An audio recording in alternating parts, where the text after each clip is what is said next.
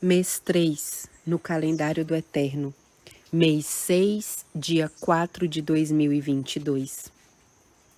Amados irmãos, temos diante de nós o dia de Pentecostes, o dia de santa convocação entre o nosso Deus e o seu povo, que começa no final do primeiro dia da semana. Preparemos os nossos corações perante o Eterno em humilhação e súplica. O Eterno me deixou saber que pergunte e diga assim ao seu povo, àqueles que dizem ser o seu povo: com a vida que levas, posso pôr em ti o Espírito Santo? Morreste ao eu a cada dia? Depuseste os teus interesses em favor dos interesses dos outros? As tuas palavras correspondem aos teus atos? Olhe cada um para dentro de si. Poderá o homem mortal fazer isto sem mim? Por acaso não vedes o início da chuva serôdia do mundo? E, no entanto, continuo à espera dos meus. Certamente isso vai fazê-los pensar. Mas chegará o dia em que o tempo será cumprido e aquele que não se esforçou para alcançar a medida será deixado para trás.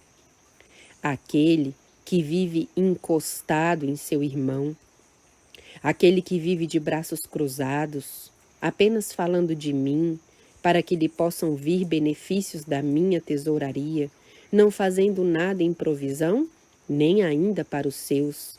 Digo então, aquele que faz, que comete atos culpados e consente, será punido da mesma forma. Aquele que murmura sobre todos, menos sobre si próprio. Aquele que governa sua própria casa com um braço de ferro. Aquele que não muda de ideia e caminha em suas cavilações. Aquele que ama por palavras e não por atos. Aquele que vive a pensar apenas em si próprio e acumula provisões e bens. Aquele que declara que o pão e a água são seguros e não trabalha com as suas mãos na lavoura.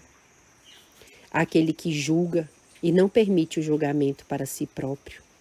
Aquele que, crendo-se ser o líder, pisoteia a todos segundo o seu critério.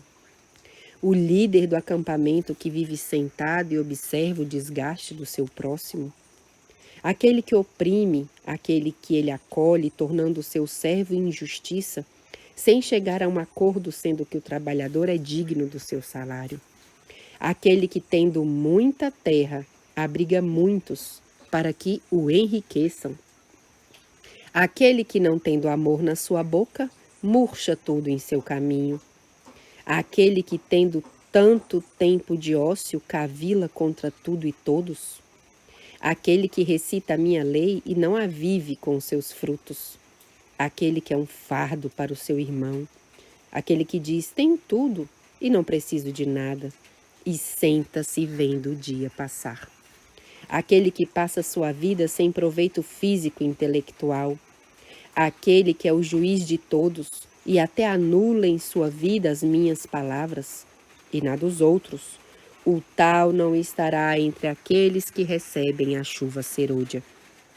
Estes males e outros, tais como os que praticam qualquer uma das 7 formas de queda, não prevalecerão, pois o seu Deus são eles próprios e seus ventres, e eu não tenho parte com eles.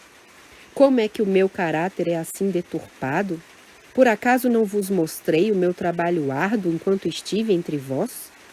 Por acaso, sendo o rei do universo, não fui eu o servo entre os servos? Será que aqueles que escolhi não seguiram meu exemplo e foram um fardo para os outros? Certamente nenhum, pois todos eles seguiram meu exemplo de pregação e trabalho árduo na minha vinha. Assim, os anjos do meu reino em trabalho árduo levam incessantemente as minhas palavras ao mundo, e assim, nenhum dos que partilham do meu reino vive em ociosidade. Tal é a vida daqueles que vivem no meu reino, pois vivo em ação em prol de todas as minhas criaturas no vasto universo. E além disso, ainda em intercessão por todos aqueles que me buscam em espírito e em verdade. Mas bem-aventurados aqueles que dão as suas vidas pelas minhas ovelhas e desgastam as suas vidas por elas, não porque essas ovelhas estão em ociosidade, mas porque estão em trabalhos árduos e não têm mais força e precisam de ajuda. Os meus olhos observam e as minhas pálpebras esquadrinham os filhos dos homens. Aquele que for um servo infiel será rejeitado, e outro tomará o seu lugar, pois as moradas estão prontas e nenhuma será deixada vazia. Mas não entrará nela quem não refletir o meu caráter, pois o caráter do maligno será destruído para sempre. Queres conhecer os mistérios do pecado e do seu nascimento? Queres decifrar a minha eternidade? Queres decifrar o que te é desconhecido? Isso não o salvará, pois o mortal em pecado nunca poderá compreendê-lo completamente. E a cavilação estará à sua porta, e ali o inimigo das almas com ela, para lhe sugerir a sua opinião enganosa. Assim, aprisionados por ele, perecereis. O que se revela por amor a vós é sobretudo aquilo de que precisais para a vossa salvação, e pouco indagais sobre isso. Arrependei-vos, para que eu possa derramar o meu sangue por vós, pois está a chegar o dia em que desejará e não encontrará, e haverá pranto e ranger de dentes. Palavras fiéis e verdadeiras que deixo do Eterno a cada um de vós. Que o Senhor nos abençoe.